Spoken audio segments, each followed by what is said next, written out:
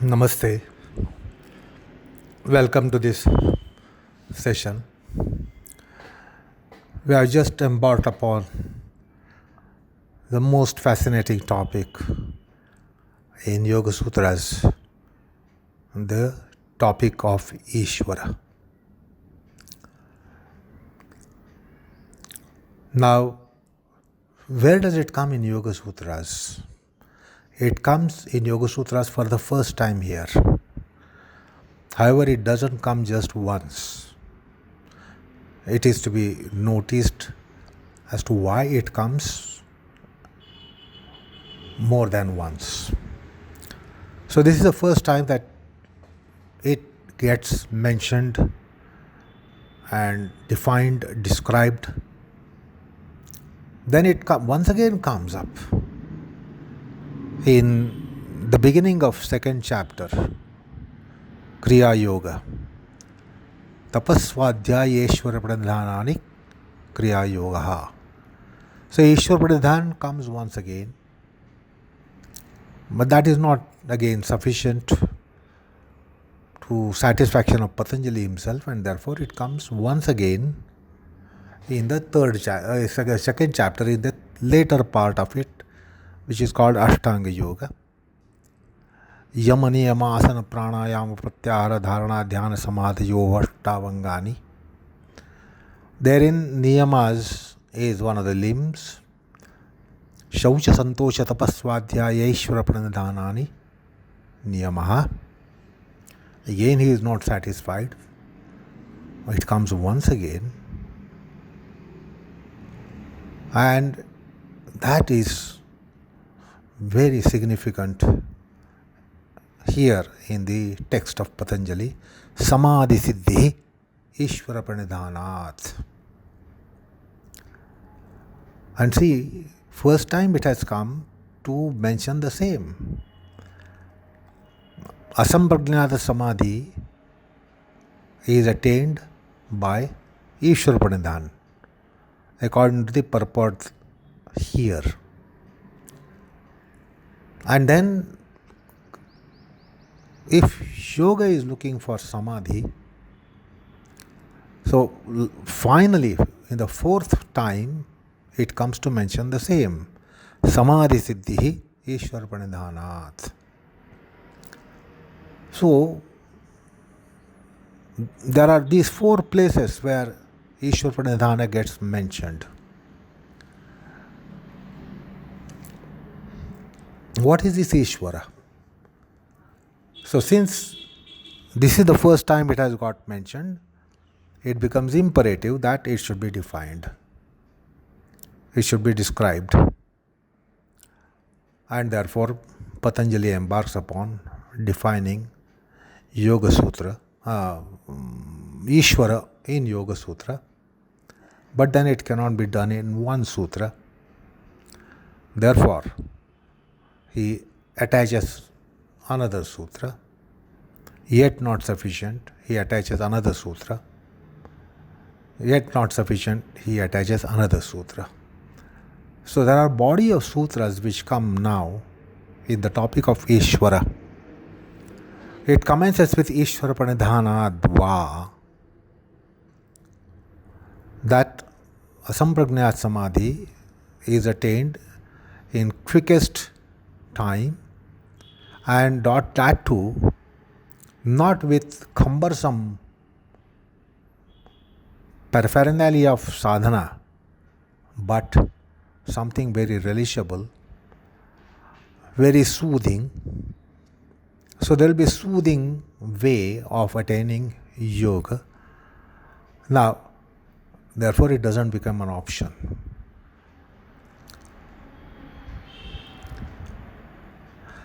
Because if I give you shortcut and sweet cut on one hand, and long cut and hardship cut on the other hand, it doesn't mean that it is an option.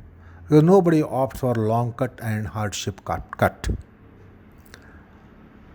So therefore, literally some people have mistakenly rendered this as an option, which is not the option. Because with the concept of upayas, the grades of upayas and samvegas and grades of samvega, we were shown the difficulty. Naturally, progressively, when you climb up on the rungs of upaya, the means, they become more and more difficult. And then also the intensities of mild practices, you can imagine how much is the hardship.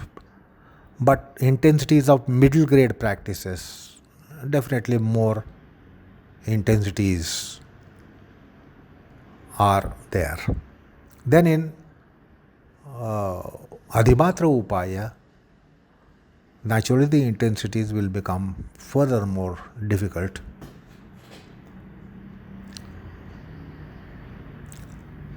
So the whole mathematics of difficulties was presented to ultimately show that Ishvara Pranidhan is only the way, that being sweet cut and shortcut. Optionally, you will get long cut and hardship cut, hard cut. Nobody would be opting for that. Therefore, it's not an option. So, Ishvara is mentioned in the 23rd Sutra, Ishvara Pranidhanadva. The 24th Sutra comes to define Ishvara. Klesha karma vipaka ashayjair aparamrushtaha purusha vishesha Ishvaraha. That is 24th Sutra. 25th Sutra, Tatra Niratisha Sarvagnya Bijam. 25th. 26th, Tasya Vachaka Pranavaha. 27th, Tajjapastadartha Bhavanam. 27th is Tata Pratyakchetanadigam Antaraya Bhavascha. So, Ishvara Pranidhan is coming everywhere, right from obstacles in yoga, to counter obstacles in yoga, to get yoga. And then when you get yoga, to get it in sweetest cut and shortest cut. So, one can understand how permeating is Ishvara Pranidhana in yoga, in yogic processes, in yogic practices. So the Ishvara is being postulated. Now this is loosely rendered as God, and more often you will come across the mention that the God is defined, the God is described. But that is not precise, that is not proper, and moreover it is improper. The God is not being described. Ishvara is being described. Otherwise he could have, just as we commoners believe that Bhagavan is everything for us, Bhagavan Shiva, Bhagavan Vishnu, Bhagavan Krishna, Bhagavan Rama, Bhagavan. So he is neither describing Bhagavan. Sooner or later we will be looking into that concept of Bhagavan. Bhagavan, who is profound with Bhaga, profused with Bhaga, is Bhagavan. Like Dhanavan, Balavan, Shaktiman. The man suffix comes to denote profusion. So when there is profusion of Bhaga, it is called Bhagavan. Bhaga means set of qualities which makes something omnipotent, omniscient, omnipresent, all kinds of powers, endowed with all kinds of powers of infinitude. So the Bhaga is body of 6 gunas. We will take that up as to which are these 6 gunas which are mentioned in Srimad Vishnu Puranam. And therefore Bhagavan is also a name to that entity. Neither is he defining Brahman. Again, Brahman in Vedanta is known to be supreme principle. So he is not mentioning Brahma Pranidhanam, Bhagavat Pranidhanam, Devadideva Pranidhanam, Mahadeva Pranidhanam.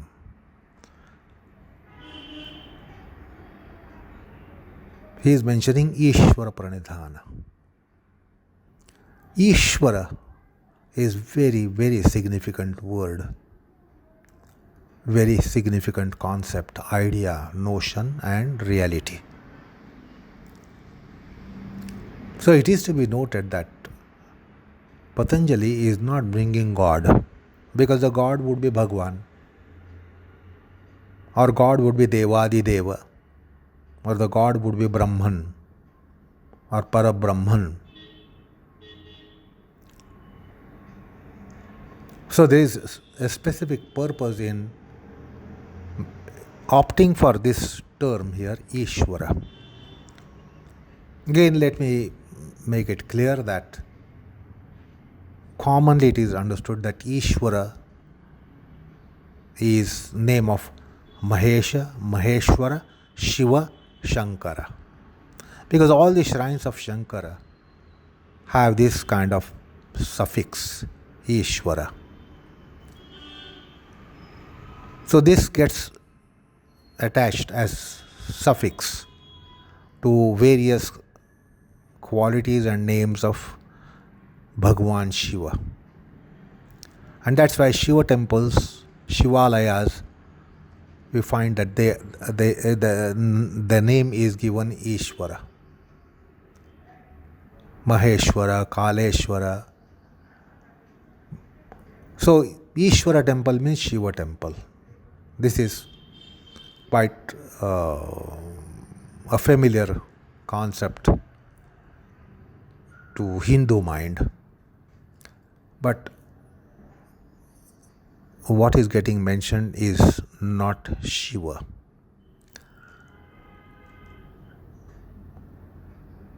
Because that is a major kind of notion that is prevalent.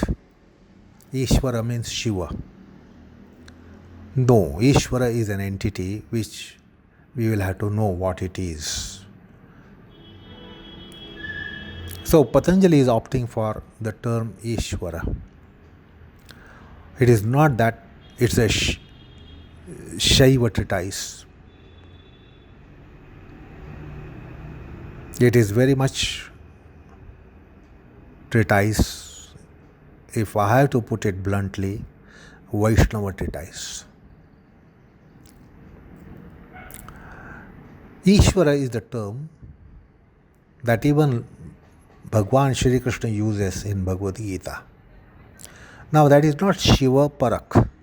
It is not Shiva Paraka concept. It is not Shiva related or Shiva denoting concept. When Bhagavad Gita also uses, Bhagwan Shri Krishna also uses the word Ishvara.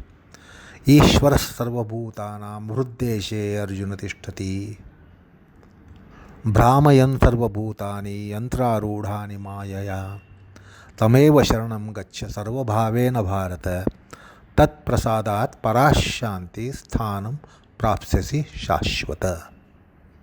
So Ishvara is a concept which comes in Vaishnavite agamas, and it has that unique meaning, and it is an entity by itself, not a name. When it comes to Shiva, it comes as a name to Shiva, such as Mahakaleshwara, Maheshwara, Malleshwara. There are so many Ishwaras which are names of Shiva, where Ishvara comes as a suffix. So it is not proper to hold that this is a Shaivite treatise. Because if you recall, in the beginning, very beginning of we trying to take overview of Patanjali's text, I told you that Patanjali is incarnation of Adishesha. He is Nitya Vibhuti, Nitya Suri of Sri Vaikuntham.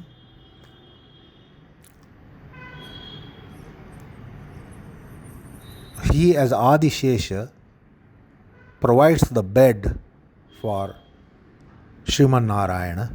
Narayana reposes on Adishesha. So, he is Nitya Suri of Vaikuntham, Sri Vaikuntham, and in Sri Vaikuntham, the Pancharatra instructions were given, and in Pancharatra instructions, one of the many instructions was pertaining to yoga. This yoga, Chitta Vritti Nirodhakhya yoga, and Patanjali picked up from that and created his own treatise on Yoga Darshanam, because Patanjali's text is a Yoga Darshana text. So you should recall that. So Ishvara concept has come originally in Pancharatra.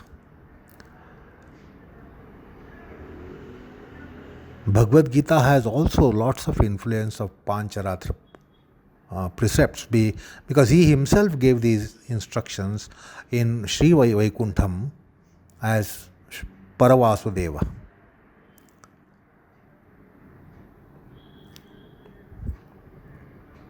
And in one of the Samhitas of Pancharatra, there is a Samhita called Ishvara Samhita. So it's the whole Pancharatra is profused Vaishnavized teachings, Vaishnavite teachings, Vaishnavi teachings, and therein you get this term Ishvara.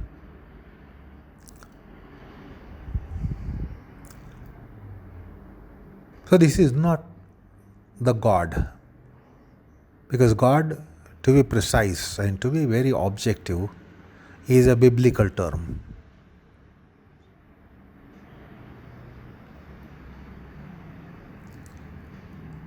Ishvara etymologically means Ishana Shila Ichha Matrena Sakala Jagata Uddharak Shamaha Ishvaraha. So basically, Ishvara is immanent within us. He is not positioned in seventh heaven, nor in Sri Vaikuntham, but he is one who is immanent within us. To make that clear, Patanjali, while defining Ishvara, he uses the expression Purusha Vishesha Ishvaraha.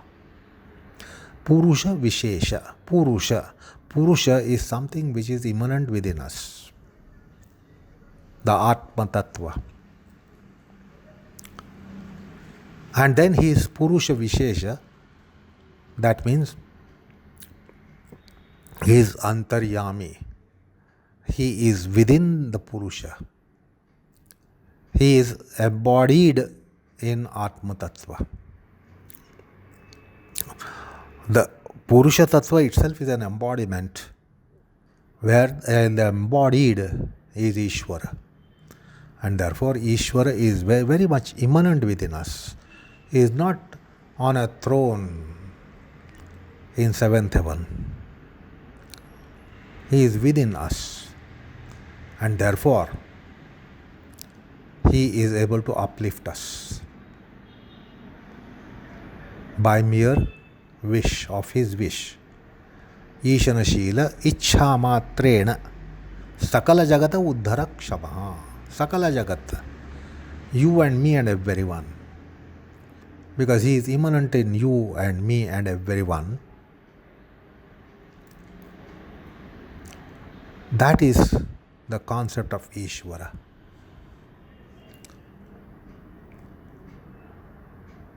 So it is immanent, at the same time transcendent.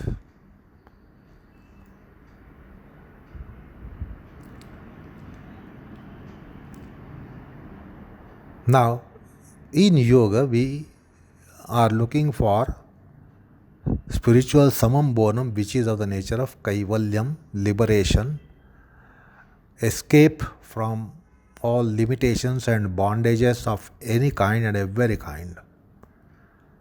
It's freedom, absolute freedom.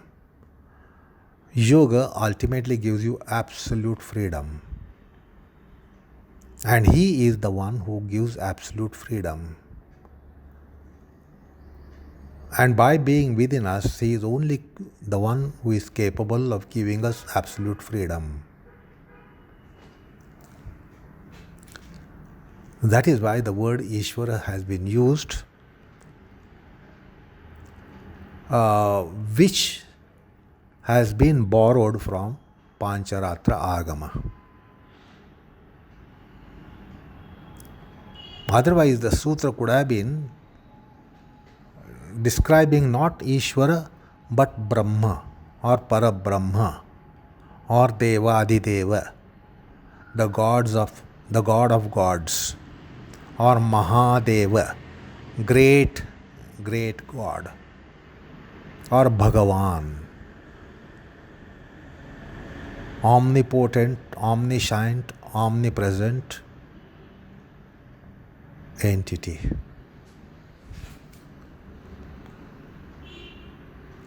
It is significant to take two verses from Bhagavad Gita. In one of the verses, in the 15th chapter, 15th verse, Bhagavan Shri Krishna says, Sarvasya chaham brudhi sannivishtaha. I reside in the heart of all. Sarvasya chaham brudhi sannivishtaha mattaha smriti jnanam apohanam cha. From me ensues smriti, which is memory, samskars, jnanam, knowledge, apohanam, the intellectual processes, logical processes, reasoning processes, knowledge processes. They all ensue from me. Now, these are our powers. Our knowledge ability is our powers, is a power. And therefore, he says, I reside in the heart of all as Bhagavan, Bhagavan Shri Krishna. Because he is Bhagavan. Bhagavan means he has all those powers, which I said earlier, body of 6 powers, which we'll see later.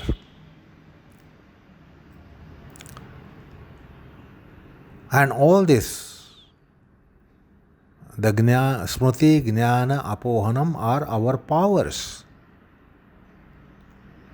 So these powers come because of Bhagavan who is within us. Where is he? Vrudhi sannivishtaha, near the heart. In the heart, within the heart. So sarvasya chaham vrudhi sannivishtaha mattaha smriti jnanam apohanam cha. Vedaischa sarvaihi aham eva vedyo vedantakrit vid eva cha. I am all that. Whatever is in Veda, whatever is in Vedanta, all that is known by Vedanta, all that is created by as Vedanta. He is the creator of Vedanta, substance of Vedanta, locus of Vedanta, speaker of Vedanta, teacher of Vedanta, and Vedanta himself. He is Vedanta himself. So see, that's the glory. That's his glory, that he is himself the Veda Vedanta, the postulate of Veda Vedanta, the creator of Veda Vedanta, the speaker of Veda Vedanta. So that's the power. So Bhagwan Shri Krishna is there within us for all our empowerments. So whatever powers we have, those powers are because of him. He is a power provider. Because Bhaga means power, body of powers. And therefore, we are body of powers. We have different powers. And therefore, these powers come from him. He is the giver of this power. So that is what he mentions in the 15th chapter, 15th verse. So where he says, it is he himself, as first person, he says, Sarvasya chaham vritti sannivishtaha. I reside. He says, I reside. And then, why does it reside? Just now I told you. But in 18th chapter, he says, Ishvara resides in the heart of all. Ishvara resides in the heart of all. For what purpose? To move the people in their karma wheel, on their karma wheel, to give them fruits of their actions, manifestation after manifestation, incarnation after incarnation, with so many purposes, and also liberate.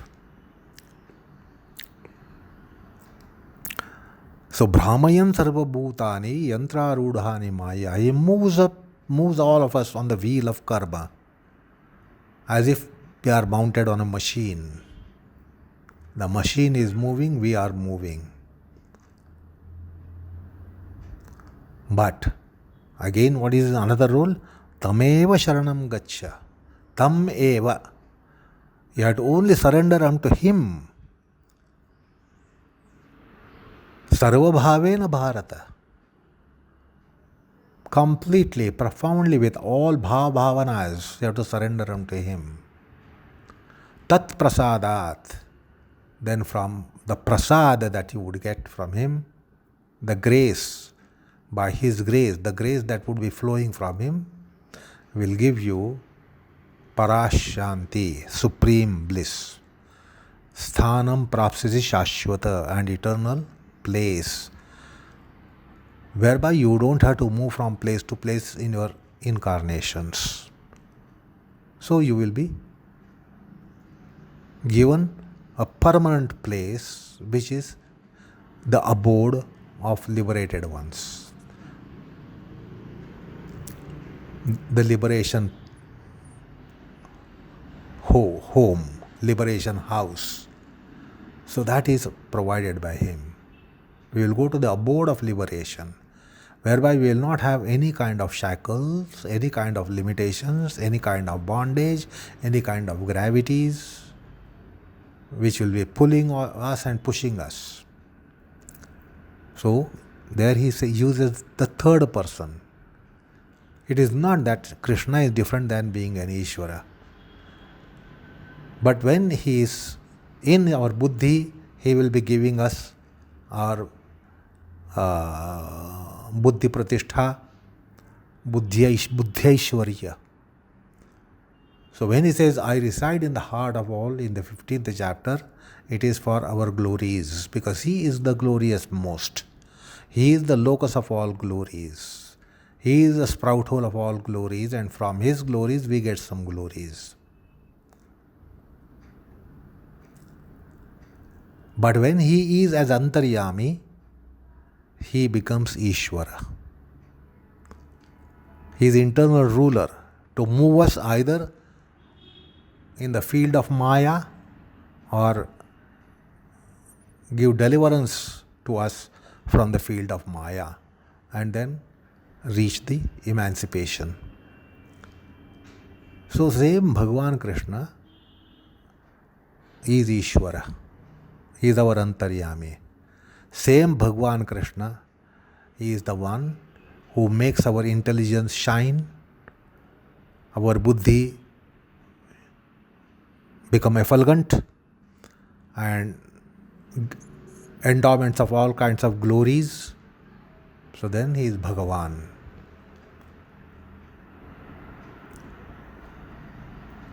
And therefore in the 18th chapter he gives a final piece of advice. Sarvadharman parityajam mamekam sharanam braja aham tva sarvapapebhyo mokshayishyami ma shucha. I am the giver of the moksha. I will give you the moksha. That means he is Ishvara. So he himself is Ishvara. He himself is the power giver. He himself is locus of all powers within us. So that's the Pancharatric influence. That's why he has brought the term and concept of Ishvara in 1860-61. Ishvara Sarvabhutanam. This is Pancharatric precept. He himself gave it. He could have used the first person there. That I reside in the heart of all, and then I move you on the wheel of Maya, and then I will be enfranchising you, liberating you. But he doesn't use the first person there. He used third person. That is with reference to Antaryami. Antaryami, internal ruler, informer.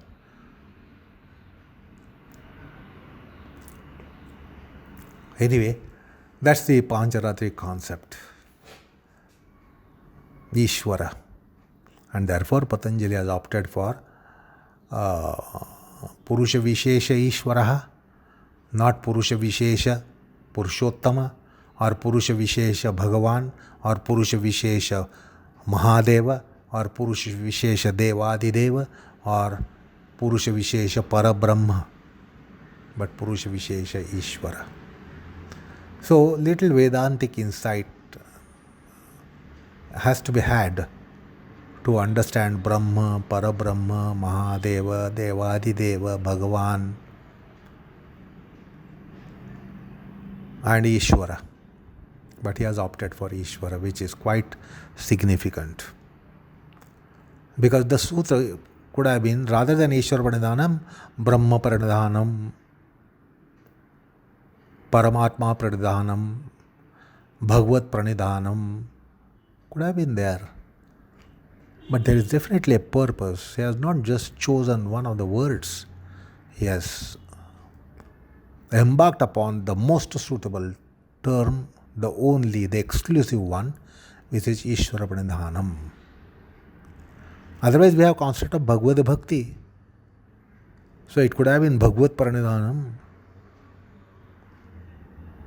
There is also concept of Brahmopasana. So could have been Brahma Pranidhanam, Parabrahma Pranidhanam, Devadideva Pranidhanam, etc. But he uses Ishvara Pranidhanam for certain purpose. And we should be getting to know it by understanding why Ishvara is mentioned in Pancharatra Agama, Vaishnava Agama. Anyway, so this is the term which has come from Vaishnava Agama.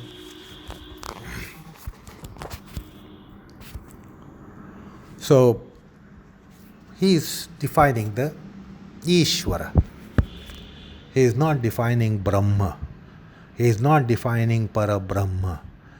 He is not defining Bhagavan. But Ishvara. There is some purpose.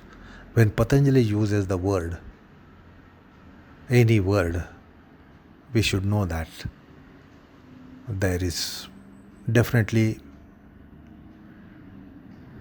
profusion of purpose and proper purpose, precise purpose. That is why Ishvara Pranidhana. So how is this Ishvara? So let's go by his sutras. Klesha karma vipaka asha yair aparamrushtaha. Basically, he is something which is bhakti locus, because Ishvara pranidhana dva. That means there can be a pranidhanam. Pranidhanam bhakti vishesha. It is devotion, love, or bhakti. So Ishvara is something for which you can have bhakti. As a matter of fact, it is only the locus for bhakti. Therefore, Ishvara pranidhana dva. Now, how is this Ishvara? First part of definition is klesha karma vipaka ashayir aparamrushtaha. Aparamrushtaha, untouched. Untouched by what? The vehicles. Untouched by karma. Vehicles of karma. That is klesha, karma, vipaka, and ashay. What is karma? Karma is punya karma, shukla, krishna, various kinds of karmas. So he is untouched by karmas. He is untouched by kleshas, because the karmas take place because of kleshas. So he is untouched by klesha, avidya, asmita, raga, dvesha, abhinivesha.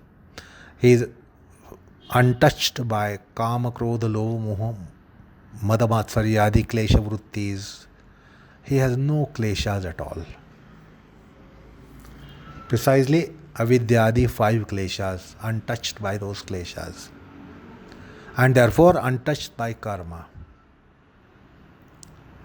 Then karma vipaka, untouched by fruits, and then untouched by phalavasana, karma vasana, ashaya. See, there are some exalted beings who are untouched by kleshas, like noble people like Ramana Maharshi, Sri Aurobindo, Ramakrishna Paramahamsa, untouched by klesha. They did not have klesha, yet they were having karmas. They were having karmas. But Ishvara has neither, nor kleshas nor karmas. Vipaka, fruition. There was fruition for Ramana Maharshi Adi, great noble souls. They were facing fruits. Success, failure, sukha dukkha were coming their ways. So karma phala was taking place, the prarabdha was fructifying, and they had to face the prarabdha. But Ishvara is also untouched by such prarabdha. That is why he gives this list, which is so significant, because otherwise you will come across that there will be some who have kleshas or no kleshas. There are some with karmas or no karmas, or some with phala, vipaka and no vipaka, some with ashaya, that is karma vasana, klesha vasana, or without it. Now these noble people did not have klesha vasana, yet something was there which only gave them status of noblest of beings. But this Ishvara is untouched by all those, untouched by klesha, karma, vipaka, ashaya. And then Purusha Visheshaha. He is not just Samanya Purusha, like you and me and every mortal. He is Purusha Vishesha. By being Antaryami, our Antaryami, my Antaryami is your Antaryami, yours and mine Antaryami is also Sarvantaryami. He is one and the same as internal ruler, informer to everything, from dust particle to greatest of deities, the Brahma. He is eternal ruler for all of us. That is why Purusha Visheshaha. Visheshena Purishete. Whether it is so-called inert matter or sentient, insentient, mortal or immortal, terrestrial or celestial matter or living thing, he is internal ruler for everything. He is not only Antaryami for living things, he is also Antaryami for so-called non-living things. This is clear in the Antaryami Brahmana Brihadaranyaka Upanishad. Yat Pruthivyam Tishtan, Ya Apsu Tishtan, Yo Agner Tishtan. All these elements, which are the material of all inert matters or inert kind of being or insentient aspect of creation, he is internal ruler for them as well, because of which they get Nama Rupa. So he is Antaryami for everyone. It is the same Antaryami. One who is my Antaryami is your Antaryami. One who is my Antaryami and your Antaryami is also Antaryami of all subhuman species, all superhuman species.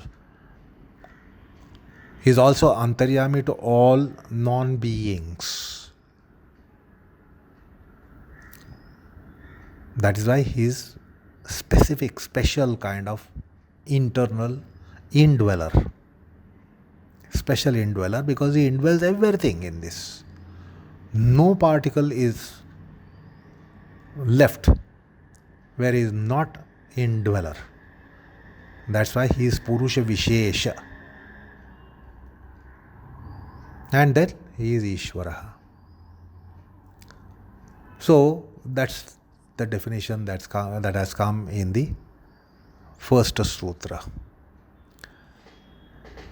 So with that amount of understanding of Ishvara, I think we should conclude the session today. Let's proceed on Ishvara in our next session. Namaskar all of you.